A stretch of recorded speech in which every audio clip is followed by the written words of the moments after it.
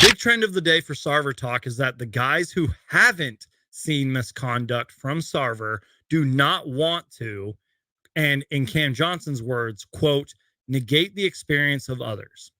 So it kind of seems like there was a lot of different reactions and feelings. Like, I guess one of the popular things that was said was like Devin Booker pretty much said that that wasn't the Robert Sarver that he knew.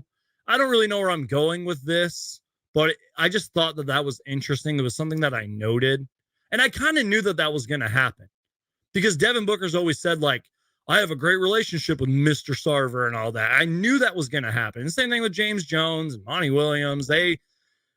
Maybe this Sarver stuff was like covered up more than we realized. Maybe that's why it took so long for this story and the investigation and everything to come to a close.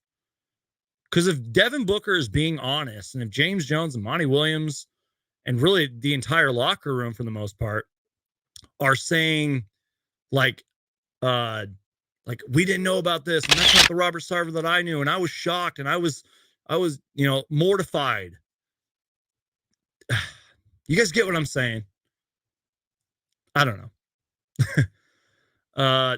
Let's continue on here. I need another sip of my drink.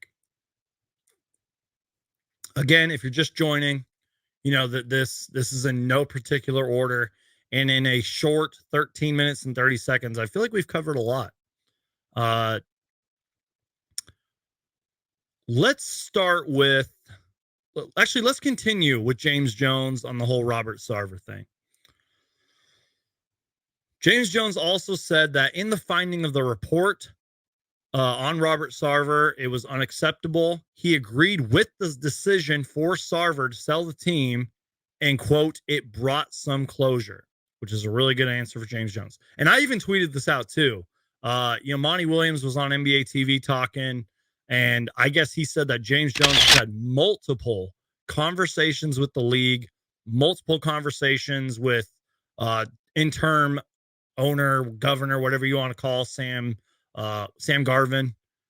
And I think he was prepared to take on these questions.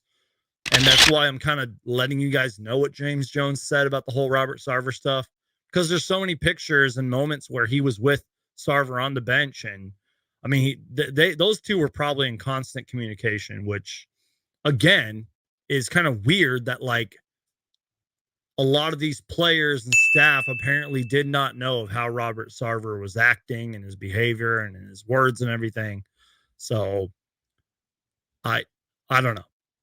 Good point here from Applebite Music.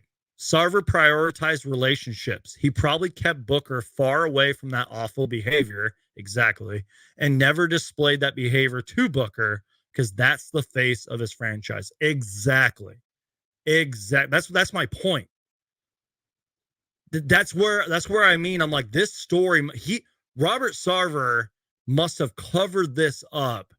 Like, by the way, you guys can see it in the background right here. My son's Unitracker, Casey, and NBA Unitracker created an awesome Sarver Out t-shirt. And if I remember correctly, it should be in the description down below. So just click the description box. I will be real with you guys. It is $35, but they kind of made a good point of summarizing it. By the way, if you want a better look at the shirt, give me a second here. Here is the shirt. It is $35, but let me get this comment out of the way. I'm sorry.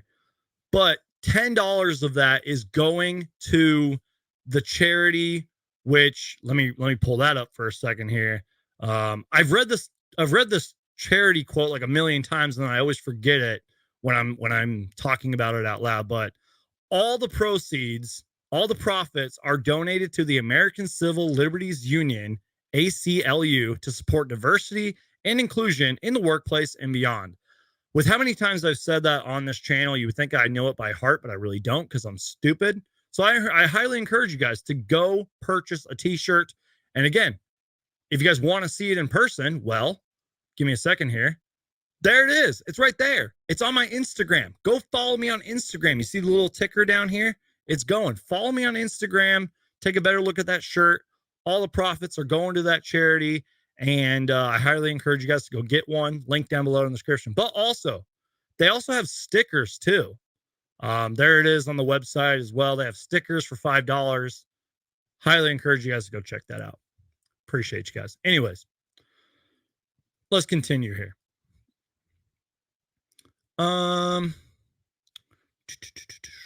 Here's a good thing too. I feel like I'm really talking a lot about what James Jones said, but I was really curious about what James Jones was going to say, because sometimes James Jones says some weird things. Like, you guys remember when that whole like draft pick story came out? Sometimes he's a little strange with how he goes about things. But anyways, shout out to Coda Kid. I appreciate you being here, man.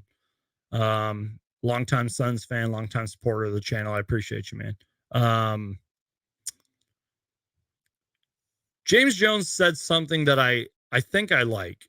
And I think we Suns fans, especially the ones that are active on social media, but even if you're just talking to people like in your everyday life, I feel like this is really important.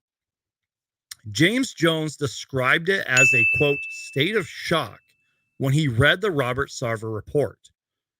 He does not want those types of things to be an issue or, keyword here, narrative. He does not want those type of things to be an issue or narrative in the organization.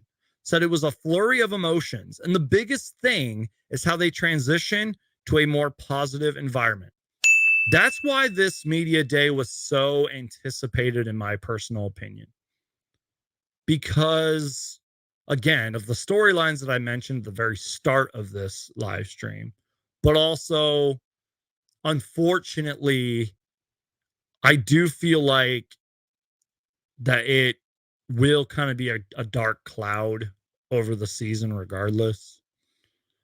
You know, it might get brought up here and there, especially when the Suns do sail. Whenever that happens, this stuff will all get brought back up. But I do like how James Jones, and I quote, does not want those types of things to be an issue or a narrative in the organization. And I feel like a lot of the players and Monty Williams and people talked about that. Like, we need to move forward. We need to focus on basketball. We're thinking and praying for everybody that was involved. It's shocking. It's mortifying. You guys know what I mean. I'm not saying sweep this Robert Sarver stuff under the rug. No, I'm not. I bought a t-shirt. I am all for getting Robert Sarver out of here immediately. He does not deserve a dime of that money. And I hope the victims get their true justice one day, because clearly what happened was not justice. You guys know. You guys know what I mean? What am I talking about? I got to take a sip. I would say just a state of shock. You just personally, you just don't want to see those types of findings. You don't want that to be the narrative around your organization, around your group. You don't want that to be the issue. So I'd say shock, a flurry of emotions, disappointment, sympathy, not anger, because I understand that, like, for some reason, unfortunately, like, this is commonplace. And so I understand that. So I'd say just a flurry of emotions. But I think the biggest thing for me is the ability to transition to a more positive environment, to a better outcome, to look forward with enthusiasm and excitement as we continue to try to build an environment that's a model for franchises, and just not basketball franchises, but for sports franchises.